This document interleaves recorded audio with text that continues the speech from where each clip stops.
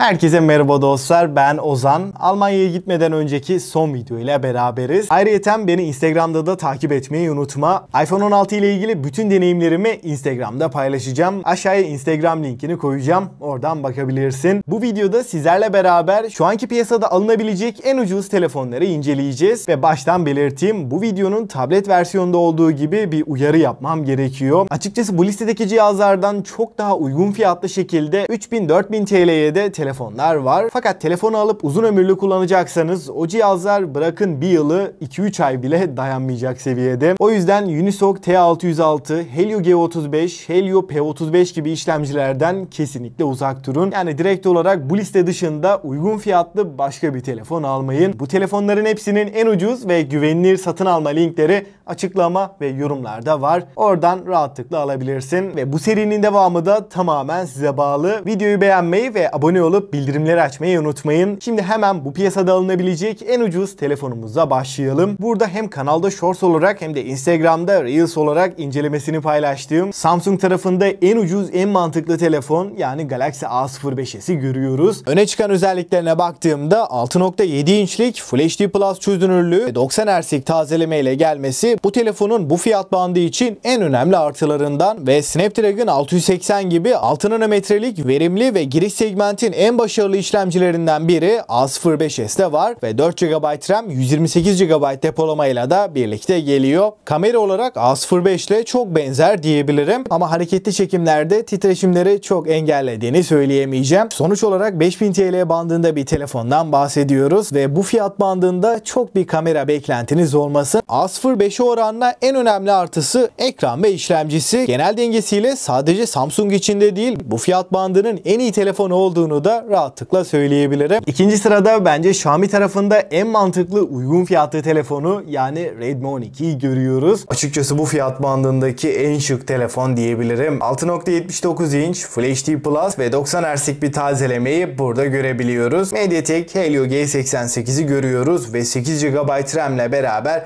vermiş olduğu performans özellikle günlük kullanımda bu segmentte gerçekten tepkisel bir deneyim alıyoruz. Ana kameramız 50 megapiksel ve f1.8 diyafram açıklığına sahip. İkinci kamera 8 megapiksel ultra geniş ve 2 megapiksellik makro kameramız var. Ön tarafta da 8 megapiksel f2.1 diyaframlı bir kamerayı görüyoruz. Videolarda o iyisi zaten bu fiyat bandında bekleyemeyiz. Ancak EIS desteği de yok. Burada video performansı fotoğraf kalitesine oranla çok daha geride diyebilirim. Ne kadar titretmeden çekmeye çalışsak da videolarda stabilizasyon gerçekten düşük. Telefonda hareket modu var ve bu modu açtığımızda titreşimleri biraz engelleyebiliyor ama yine de yeterli değil. 5000 mAh batarya 18 Watt hızlı şarjla beraber geliyor. Wi-Fi 5 ve Bluetooth 5.3'ü görürken 5G desteği maalesef ki yok. Üçüncü sırada hem batarya hem performans hem de ekran kalitesi anlamında 7000 bandının en iyisi, kanalda da incelemesi olan Galaxy M15'i görüyoruz. Tasarımla başlarsak Galaxy M15 M14'e göre tasarım kısmında ciddi geliştirmeler var. Üstüne çerçeveler de bayağı inceltilmiş durumda. 9.3 mm kalınlık, 217 gramlık ağırlığıyla hem ağır hem de kalın bir telefon ama tek elle telefonu yarım saat, 1 saat aralıksız şekilde kullansam da elimi çok yorduğunu söyleyemeyeceğim. Çünkü ağırlık kasaya orantılı bir şekilde dağıtılmış. Kesinlikle ağır bir cihaz ama geçtiğimiz senenin M14'ünden daha başarılı bir tasarım anlayışı var. Arka kapakta çerçevelerde plastik, elde tutuş hissiyatı açıkçası alt segment cihazlar arasında hissiyat olarak benim en beğendiğim cihaz diyebilirim. Çerçeveler gayet tok ve elde tutması da güzel hissettiriyor. 6.5 inç Super AMOLED Full HD Plus çözünürlüğün yanında 90 Hz'lik tazeleme bu ekranda kullanılmış. Ekrandaki renkler, canlılık, kontrast oranı ve genel renk dengesi fazlasıyla başarılı diyebilirim ve 800 nit maksimum parlaklığa ulaşabiliyor. Donanım tarafında giriş seviyesinin en iyi işlemcisini MediaTek Dimensity 6100'ü görüyoruz. 6 nanometrelik bu işlemcimiz performans testlerinde de bu fiyat bandının zirvesinde. Antutu'da 370.000'i görebilirken Geekbench tarafında tek çekirdek 689, çoklu çekirdekte 1837 almayı başarıyor. Yani Helio G99'la denk bir işlemci diyebilirim. 4 GB RAM ve 128 GB depolamayla da birlikte geliyor ve 1 TB'a kadar hafıza kartı desteğimiz de var. Oyunlarda da PUBG'de HD grafikler 30 FPS, akıcı grafiklerde de 40-45 FPS bandında oynayabiliyoruz. Call of Duty, Asphalt 9 gibi gibi diğer yüksek grafikli oyunlarda da 40-45 FPS'i rahatlıkla veriyor. Fiyatına oranla oyun performansı da en iyilerden biri. Kamera tarafında da arka tarafta üçlü kamerayı görüyoruz. Ana kameramız 50 megapiksel, f1.8 diyaframa sahip, 5 megapiksel ultra geniş, 2 megapikselde makro kamerayı görüyoruz. Ön tarafta da 13 megapiksel ve f2.0 diyaframlı Full HD 30 FPS çekebilen bir kameramız var. Fotoğraf çekim kalitesinde ana kamerayla gündüzleri aydınlık ortamlarda detaylara çok takılmadığımız sürece iyi sonuçlar alıyoruz. 6000 mAh batarya 25 Watt hızlı şarjla birlikte geliyor. Yine kutu içeriğinden herhangi bir adaptör çıkmıyor. Sıfırdan 100'e ortalama 1 saat 40 dakikada tam olarak doldurabiliyoruz. Güvenlik kısmında da güç tuşuna entegre parmak izi okuyucumuz bulunuyor. Kablosuz bağlantılarda Wi-Fi 5, Bluetooth 5.3 ve 5G desteğini görüyoruz. 4. sırada Realme C55 önümüze çıkıyor. Realme C55'i görüyoruz. Arka taraftan baktığımızda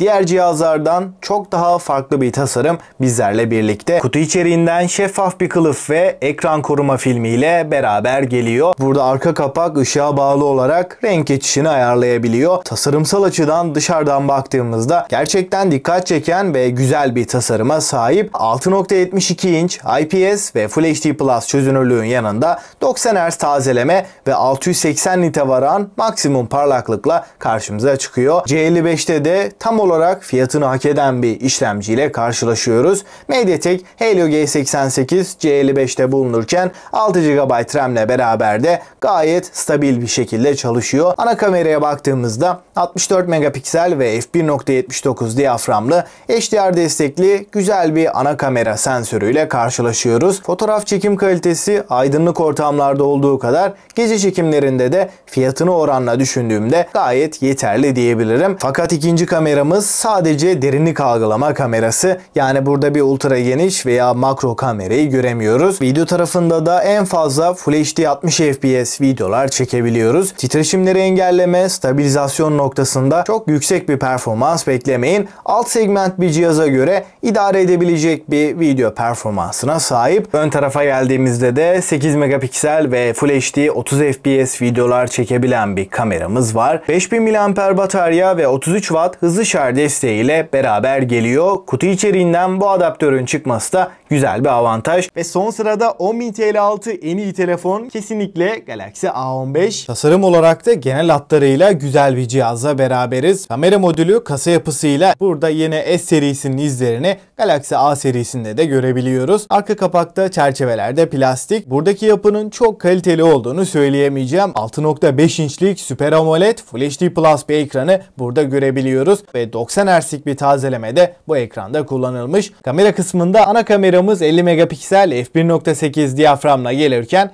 İkinci kamera 5 megapiksel ultra geniş ve 2 megapiksellik makro kameramız var. Ön tarafta da 13 megapiksellik bir kameraya yer verilmiş ve Full HD 30 FPS videolar çekebiliyoruz. Kamerada OIS desteği yok. EIS ile beraber Full HD 30 FPS çekimler yapabiliyoruz. Helio G99'u A15'te görebiliyoruz. Uygun fiyatlı giriş seviyesi bir cihazda bu işlemci çok önemli bir artı. 5000 mAh batarya 25 Watt hızlı şarj desteğiyle de birlikte geliyor. Fakat kutu içeriğinden bir adaptörün çıkmaması burada önemli bir eksi. Android 14 ve One UI 6'yı görüyoruz. Mono bir hoparlör var. Ses yüksekliği de ses kalitesi de ortalama düzeyde. Yani yine de kötü bir performansı yok. Parmak izi okuyucunun giriş segment bir cihaza oranla gayet hızlı ve tepkisel bir şekilde çalışıyor. Dostlar şimdi son bir değerlendirme yaparsam eğer benim için tasarım birinci öncelik ve günlük kullanımda kasma donma yaşamayayım. Oyun tarafında çok bir beklentim yok. Kamerayı da sadece fotoğraf çekmek için kullanıyorum diyorsanız Galaxy A05s özellikle güncelleme desteğiyle de öne çıkıyor. Fakat ben Xiaomi bir telefon istiyorum diyorsanız uygun fiyatlı olarak bence alınabilecek tek seçenek Redmi 12. Fakat bana sorarsanız 7000'den 9000'e kadar performans, kamera, batarya, ekran kalitesi her anlamda düşündüğümde en mantıklı telefon Galaxy M15. Ama bütçemi 10.000 sınırına kadar zorlayabilirim diyorsanız ve almışken de beni 3-4 yıl idare etsin diyorsanız Galaxy A15 Helio G99 Yonga seti, Super AMOLED 90 Hz ekranı ekranı ve 8 GB RAM ile 10.000 TL altı kesinlikle en iyi telefon. Ve açıkçası son bir değerlendirme yaparsam özellikle 5.000 ile 10.000 bandında, yani şu anki piyasada alınabilecek en ucuz telefonlar içinde birkaç özelliği iyi olan ancak genel deneyimde memnun etmeyecek çok fazla cihaz var. O yüzden sadece 5 telefona yer verdim ve bu telefonlar dışında 10.000 TL altı bir bütçeyle başka telefona bakmayın. Çünkü her açıdan düşündüğümde en iyiler bunlardı ve bu telefonların hepsinin güncel linkleri açıklama ve yorumlarda olacak. Oradan bakabilirsin ve aklına takılan herhangi bir soru olursa da mutlaka yorumlarda bekliyorum. Ben Ozan. Sonraki videoda görüşünceye dek hoşça kal.